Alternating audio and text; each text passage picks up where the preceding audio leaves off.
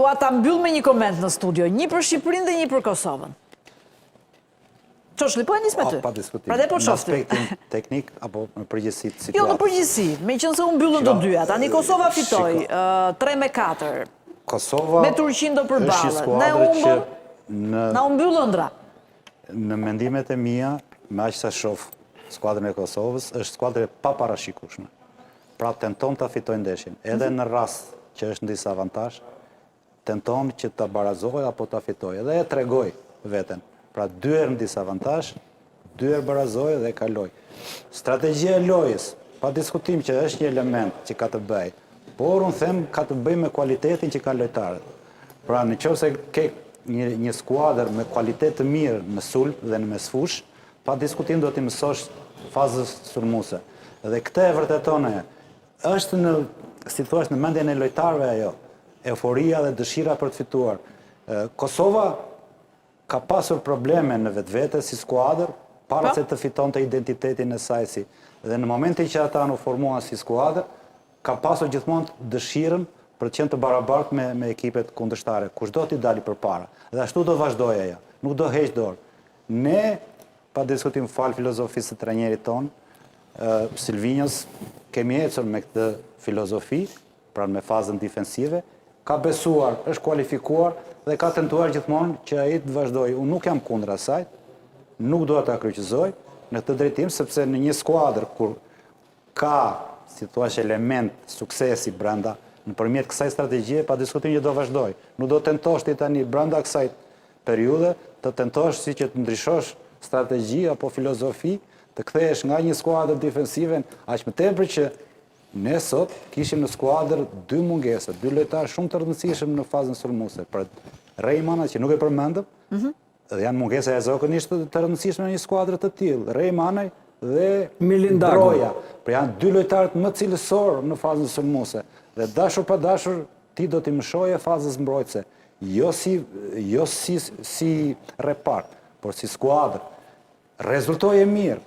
Pa diskutim që rezultoje mirë. Keqardhja ime është më e madhe që 2 gola shënohen nga 2 lojtarët më të mirë të Polonisë. Pra janë 2 lojtarë, 2 pikat kyçe që trajneri dhe çdo skuadër që do tentojë të luajë me Poloninë, do marrë masa si ti bllokoj këta. Njifet Zilinski që është lojtar që e njohim nga Interi që tani ç'është ne e mbyllëm këtu rrugtimin ton apo jo? Pa diskutim, pra, keqardhja më e madhe është që nga një rezultat pozitiv na kthehet negativ.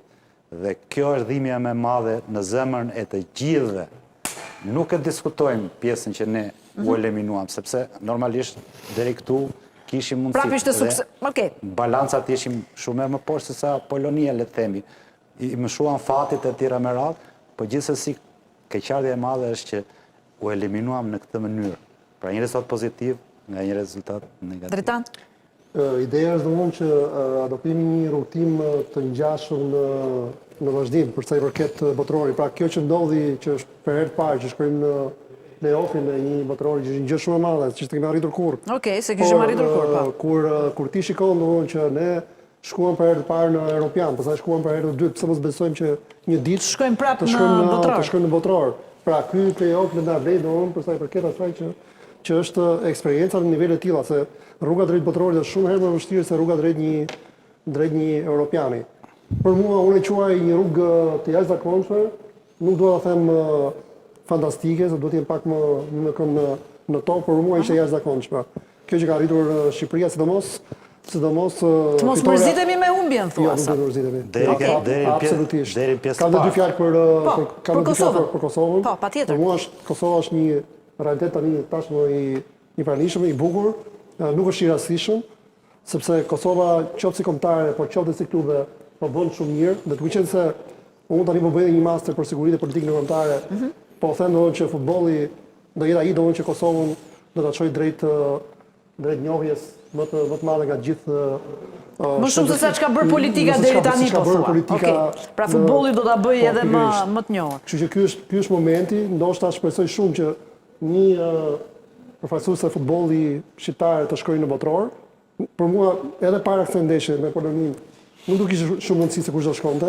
Pra do shkonte Shqipëria e madhe, kjo këtu shkja do shkonte përfaqësues e Kosovës. Për mua nëse shkon një përfaqësuese shqiptar është një gjë e jashtëzakonshme dhe nuk do të ngaqë asgjë më shumë se kaq. Okej, Amarildo? Pa mbyll me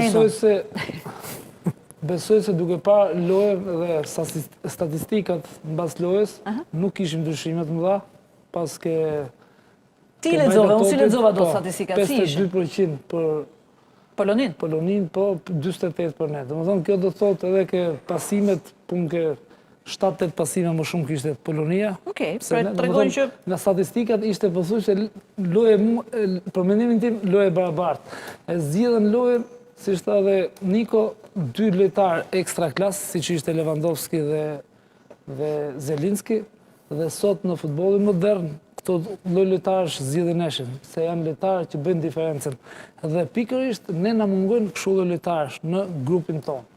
Po pavarësisht kësaj, ne do të jemi krenarë për lojën që paraqitëm sot, pavarësisht se kam disa ankesa ke loja e Silvinjos, siç e tham edhe me kolegët tu, siç e parashtruam, po prap besoj se nuk është fundi botës, të eliminohesh nga Polonia, me këto 2 lloj golash, për mendimin tim prap gola individuale të 2 ekstra klas lojtarëve, dhe duhet jemi pozitiv, duhet shohim të ardhmen, ku kemi gabuar.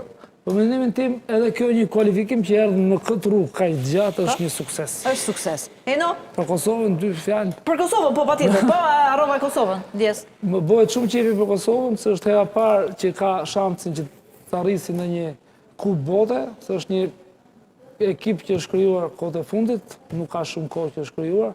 Më bëhet edhe shumë qefi për trajnerin Foda, që e njoh personalisht, dhe urime se e meriton plotësisht. Të uroj që edhe neshin në fundit ta fitojmë dhe të shkojmë. Megjithëse ekipi i vështirë ai i Turqisë. Besoj se do shkojmë sidomos në atmosferë si stadiumet turke që është çfarë kanë atmosferë elektrizuese, të vetëm një ndonë të pa përballueshme. Të papërballueshme gati.